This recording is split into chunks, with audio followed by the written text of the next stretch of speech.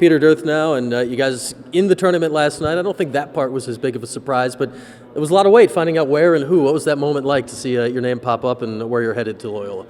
Yeah, I think the guys are pretty excited. You know, it's going to be fun to play a team that we haven't played against before. And I got a high school buddy on the team, so that'll be fun. And I think the guys are pretty excited. We think we match up well with them. And hopefully we can bring our athletic style of play and just really give them a good game. I know you wanted a home game. Obviously, a lot of teams wanted a home game. Was it disappointment, or does that drive you here right now? I'm kind of excited about it. I hope the other guys are too. You know, we really like to go on the road as a team. We have a lot of fun usually, and it's nice to get out of Syracuse sometimes. Go down to the nicer weather.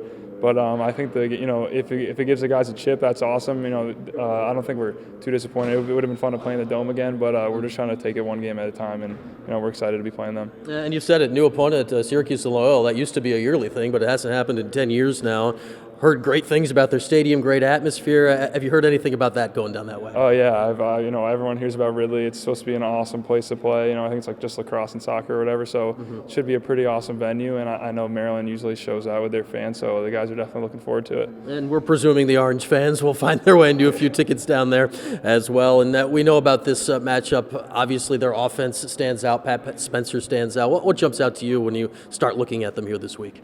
Yeah, obviously, Pat Spencer's the big focal point for their team.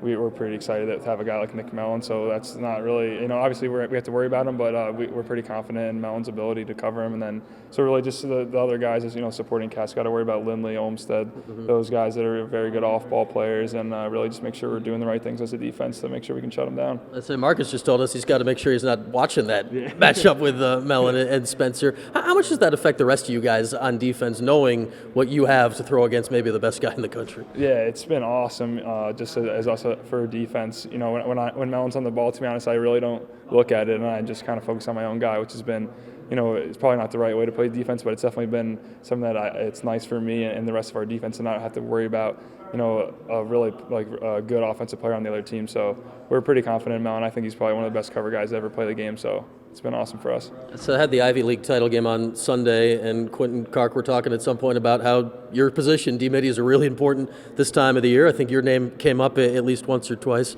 How do you envision your role this time of the year where you can make a momentum play, really, a field-flipping play that can change games that are the end of the season, maybe? Yeah, definitely. Our whole transition unit, that we definitely try to look at the game that way.